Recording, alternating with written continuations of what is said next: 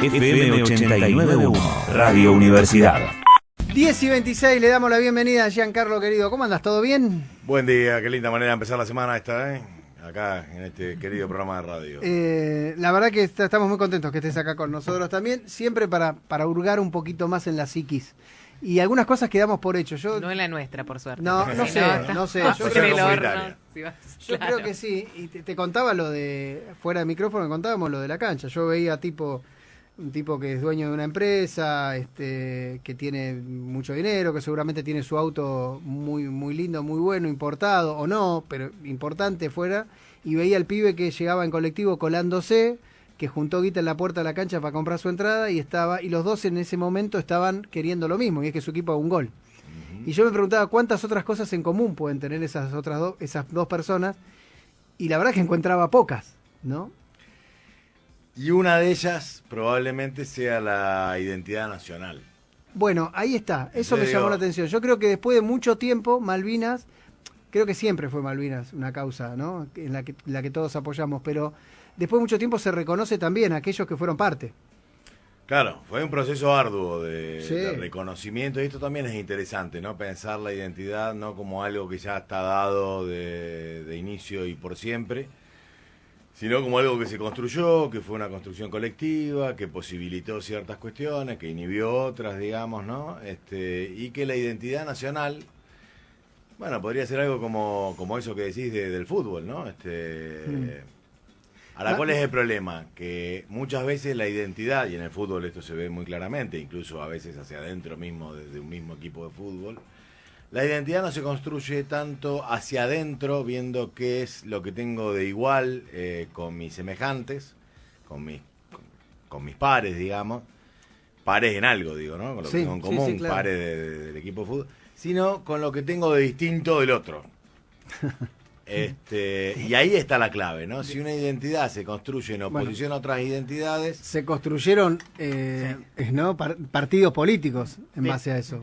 Frentes electorales. Entre comillas, del enemigo, ¿no? Podría ser así llamarlo. Esto que decía Borges, graciosamente, como siempre decía Borges, cada que decía algo, no nos une el amor sino el espanto. Claro. ¿no? Tal cual. Un poco esto, digo, y ahí me parece que se nos juegan varias cosas, ¿no? Yo creo que una identidad nacional, colectiva, regional, si se hace a través del amor, digamos, del reconocimiento y la aceptación del otro en su integridad y en su reconocimiento como un semejante, es una identidad que es poderosa, es una identidad que permite generar acuerdos, respetar valores, sentirse parte de algo a lo que uno no puede fallar, ¿no?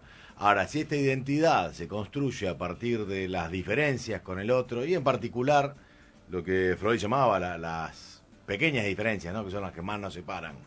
Digo, hay mucha más rivalidad quizás hacia dentro de dos facciones de un equipo de fútbol que hacia un equipo de fútbol con otro, ¿no? Sí. Mientras más parecido es, más necesito distanciarme.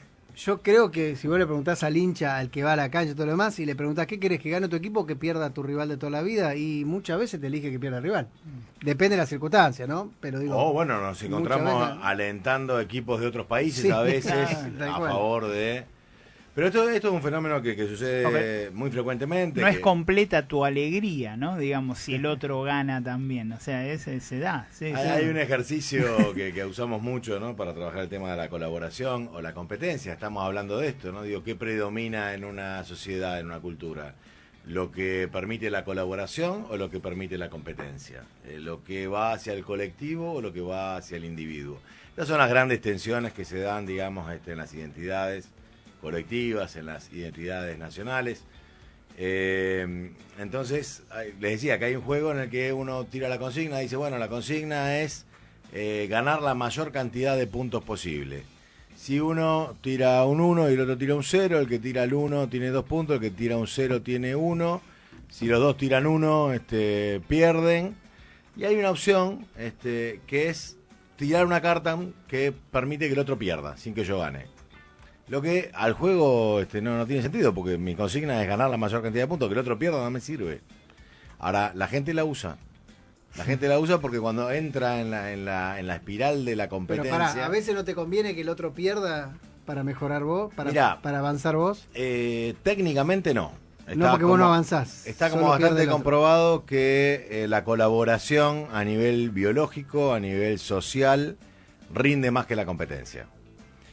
Hay una especie de altruismo egoísta, dicen, ¿no? Que hace que, ser altruista termine beneficiando al individuo más que ser egoísta.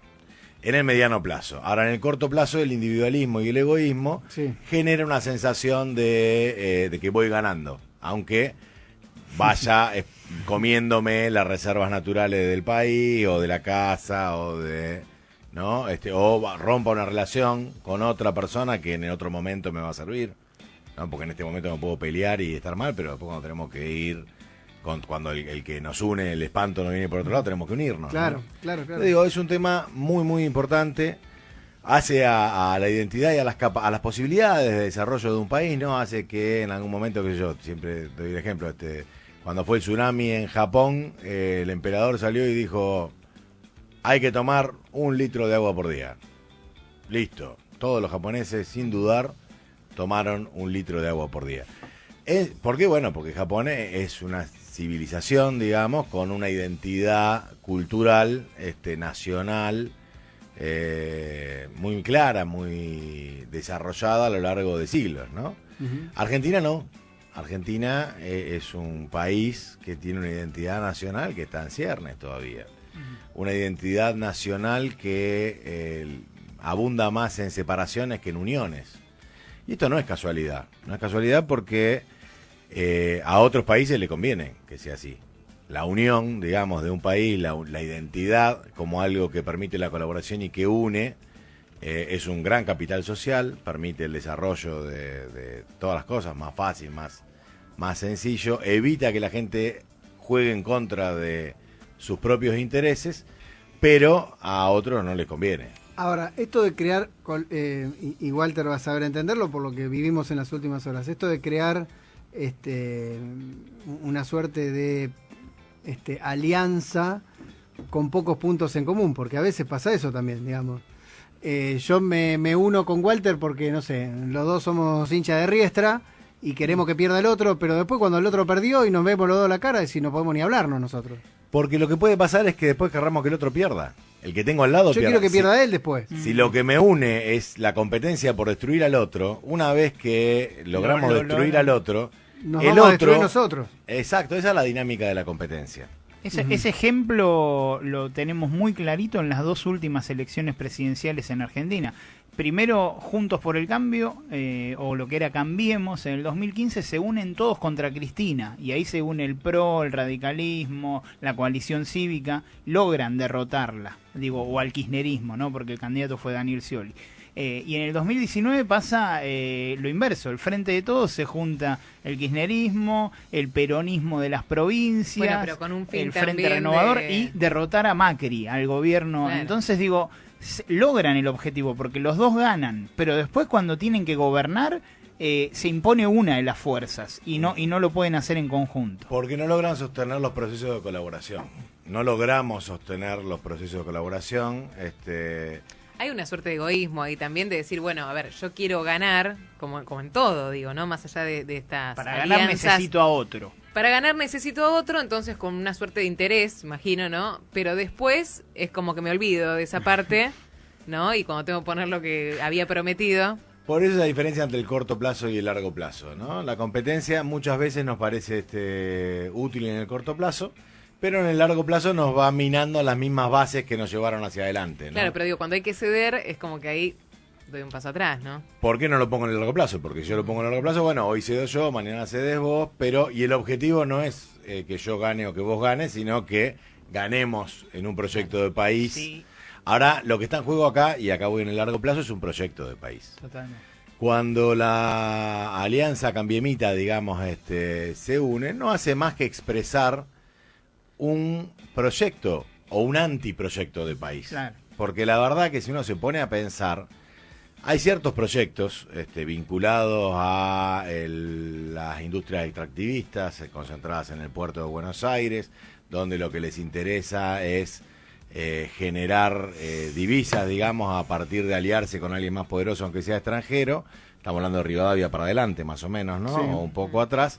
Eso no es muy proyecto de país. ¿Qué proyecto de país hay? Hay un proyecto de puerto, hay un proyecto de dominación de un sector por el otro, que no implica integrar la gran diversidad cultural de Argentina. Sí, es más de poder que de otra cosa. Por eso cuando se llamó Octavio- el granero del mundo, ¿no? En algún momento. Reducirnos a eso, a un depósito de granos. Cuando Claro. somos una nación, parte de un continente, parte de una historia que tiene muchísimos más años que los que podemos contar desde 1810, ¿no? Porque eso también, uno empieza a contar la historia y nos cuesta mucho ir antes del 1810. ¿Qué Sí. pasó? Antes de 1810, que ya hace unos cuantos años que estaban los españoles. Ahora, cuando queremos pensar qué pasó antes de la colonización europea de nuestro continente, nos cuesta más todavía. Sí.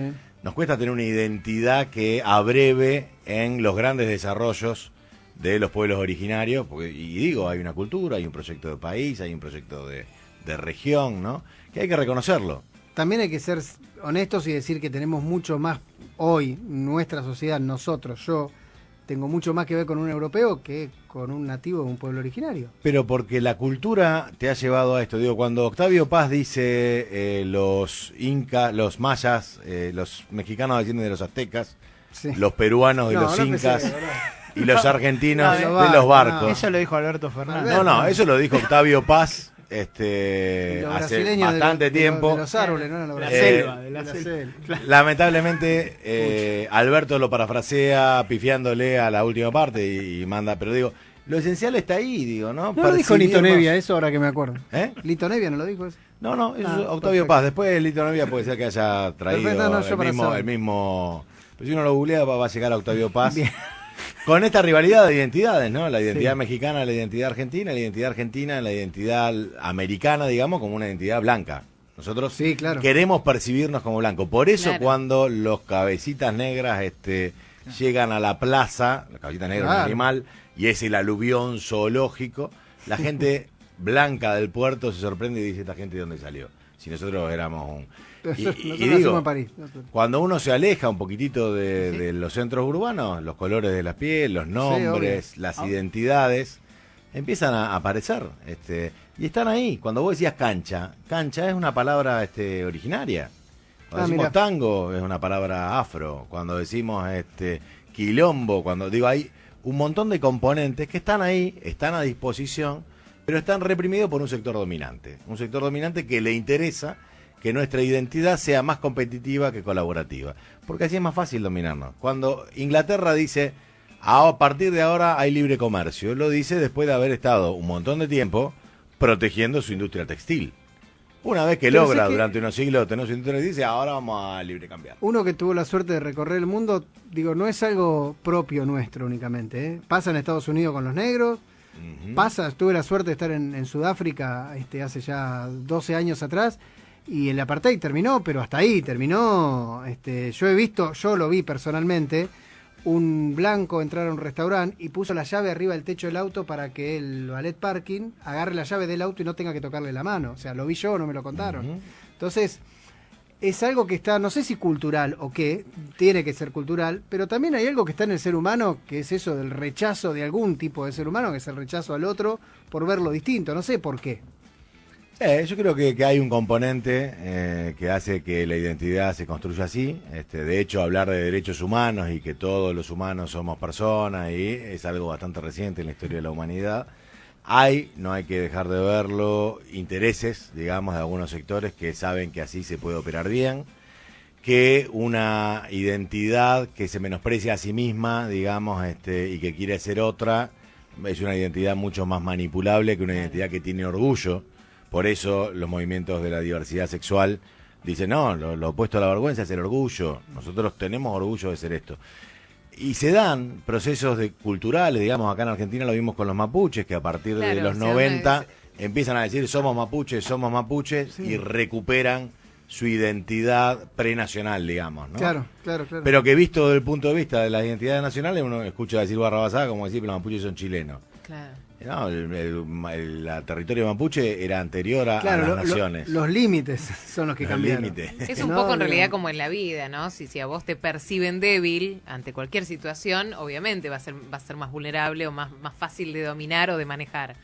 El asunto es cuando vos mismo te percibís débil y no podés apropiarte de tus bases culturales, identitarias, para construir desde lo positivo, de lo propositivo y no desde lo negativo. Tuve una oportunidad de participar en un congreso de psicología comunitaria en Chile hace unos años, y vino un expositor muy reconocido que decía, basta, tenemos que dejar de ser antineoliberales, tenemos que construir una identidad positiva que sea nuestra. No podemos seguir combatiendo al capitalismo y que nuestra bandera sea ir en contra del capitalismo. Tenemos que poder recuperar una bandera que sea nuestra, una identidad que nos permita construir un proyecto. En ese sentido, yo creo que es muy auspicioso, por ejemplo, lo que hicieron en Bolivia y en Ecuador, cuando dejaron de hablar de desarrollo y empezaron a hablar de vivir bien, y es interesante como lo dicen.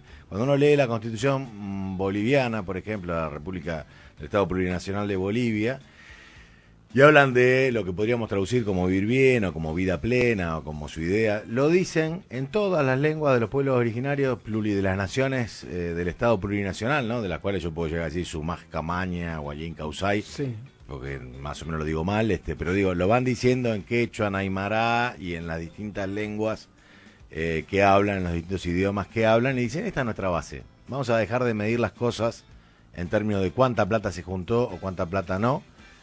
No queremos ser mejor que, no queremos vivir mejor que otros, porque vivir mejor que otros implica que otro viva mal, o peor que yo, sino que queremos vivir bien, queremos tener una vida plena y desarrollar todo lo que podamos desarrollar en nuestra vida sin que otro tenga que dejar de desarrollarlo, ¿no? Yo creo que ahí tenemos una base y un proyecto que nos puede permitir tener otra concepción y otra forma de vincularnos. Pero si nosotros no tenemos la inteligencia de saber que menospreciar nuestra propia identidad y hablar mal de este país, ¿qué querés con esta clase yo fui a comer el viernes a la noche, hacía rato que no salía a comer, y atrás mío una mesa que decía, nada, en un país como la gente, como en Estados Unidos, te decía, ¿no? Y mi hijo, que tiene 18 añitos recién cumplidos, me dice, en ese país como la gente, los pibes van a comprar a los 16 años un arma, llegan a la escuela, sacan y matan a todos sus compañeros. Digo, ¿qué es como la gente? ¿Qué está bien y qué está mal? Es un tema de identidad. Nuestra identidad debe ser nuestra y construirla de una manera colectiva y mucho más amable con el que está al lado. Pero bueno. Con un proyecto de largo plazo, digamos, donde hoy quizás perdemos un poco, pero mañana ganaremos algo más. Le agradezco mucho, señor. Desde la Universidad Nacional de La Matanza, Radio Universidad FM 89.1. Siempre cerca.